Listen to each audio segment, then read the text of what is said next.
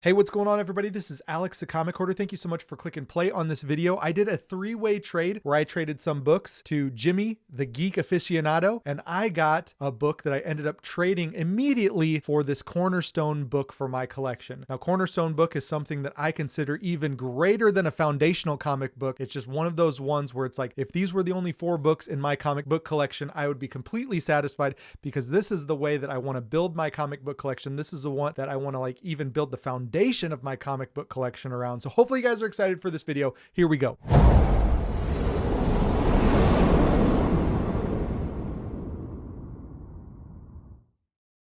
This video is sponsored by the Shortbox app. It's the easiest and safest way to buy comic books online. There's a link in the description below to download the app for both Apple and Android devices. Click the link and download the app and start shopping or selling today. So I'll get straight to the history of this collection. Once I started flirting with trading the Alex Schomburg airbrush covers, and there's a few Graham Ingalls covers in there as well. Once I started flirting with those, they were kind of dead to me. I really love those covers. I absolutely love the Terra 16 through 20 covers. And I had a couple copies of number 20, some Graham Ingalls Wonder Comics, another Alex Schomburg earlier cover, and then the Startling comics, which are absolutely fantastic. Alex Schomburg greatness. Once I had flirted with trading those off to get something, to consolidate them into one book, that's when it was game over for those books in my collection. Now, I really liked them, but I knew they had value and I knew I could trade them off for something that I would like even more. So Jimmy the Geek Aficionado answered the call, and you guys all saw what I got in that video. I was able to get a Fantastic Four number 5. And so let's talk about that. It was a 3.0 and the fair market value is about $5,750. It's a book that sells. It's a book that people want.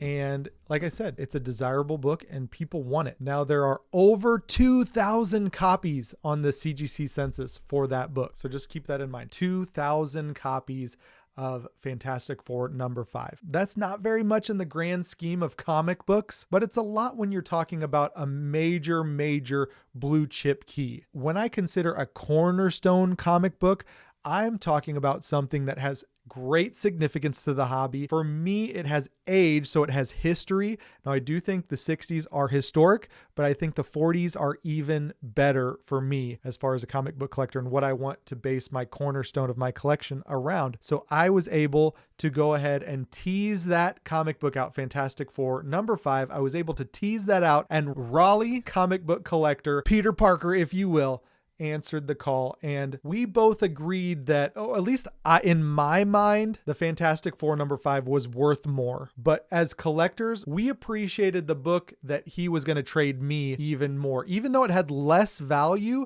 to me it was worth an even trade. I was able to trade.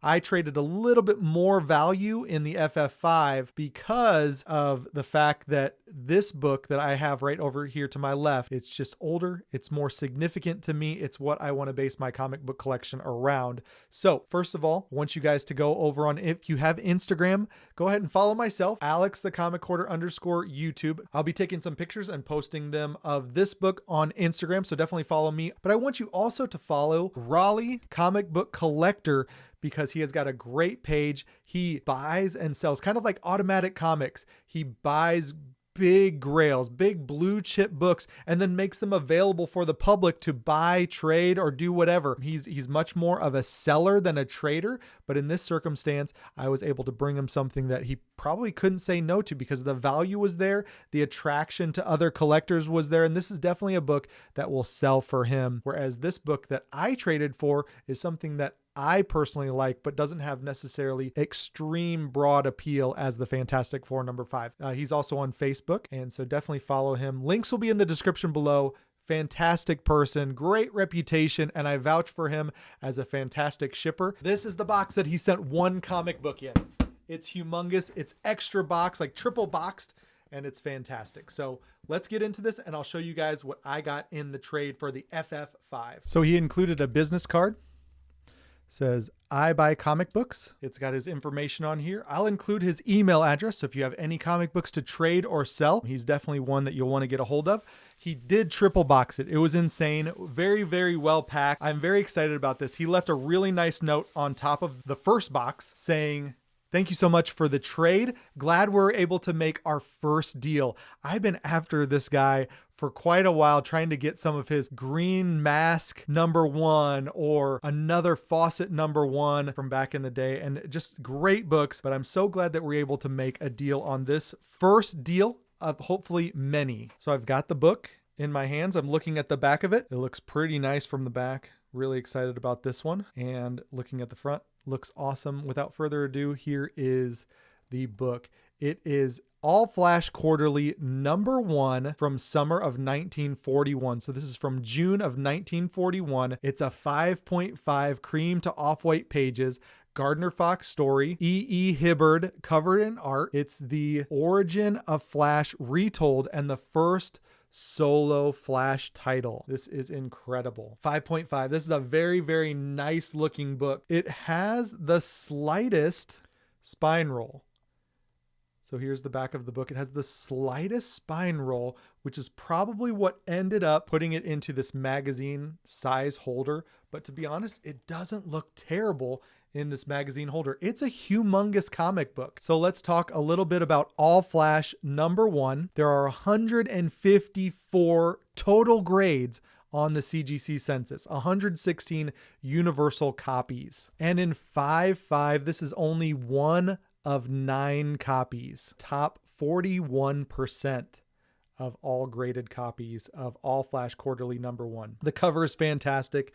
It looks so great. This is what I want as a cornerstone book in my collection. Remember, the FF5 had over 2,000 total copies on the census.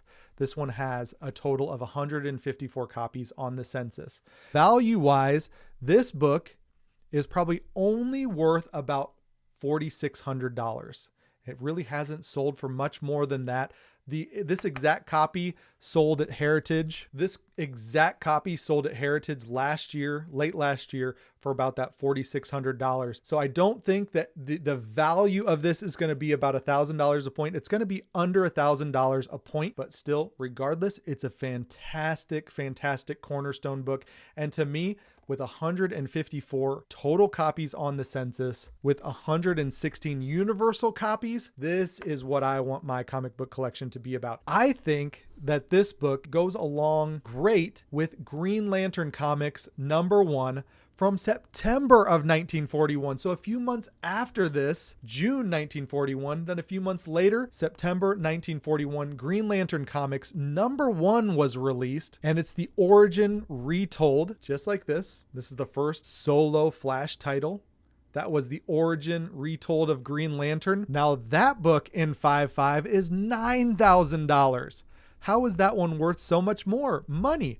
And so I'm thinking, is it census? Is there way less copies? There are 126 total copies on the CGC census. 81 are universal. So yes, there are a few less copies, but only 28 less copies on the CGC census than All Flash Quarterly #1. So it's not like it's drastically more rare to be $4,000 more valuable than an All Flash Quarterly. So I would love to pair an All Flash Quarterly with a Green Lantern Comics #1. I think that would be the best looking pair. Both great dark covers, absolutely fantastic. But for now, I'm going to have to pair this All Flash Quarterly #1 with an All Flash Quarterly #1, my 4.0 copy. I think they look great together. Now, I was able to send this one off to Sanderson Studios to get a spine roll correction, and he did a great job. And CGC was able to get it in a smaller holder. Now, do I want to risk doing that to this one? I don't know. It definitely does look better in the smaller, more standard size case, but this magazine case doesn't look that terrible. It just won't fit into my CGC box. So here it is, you guys. I'm super excited about this. If you want to follow me on Instagram, I'm Alex the Comic Hoarder _YouTube. Thank you guys so much for watching. If you're brand new to the channel, hit that subscription button, hit that bell to be notified when there's future videos. Hit that thumbs up. You guys really do appreciate it, and I'll talk to you all on the next one. See you. Bye.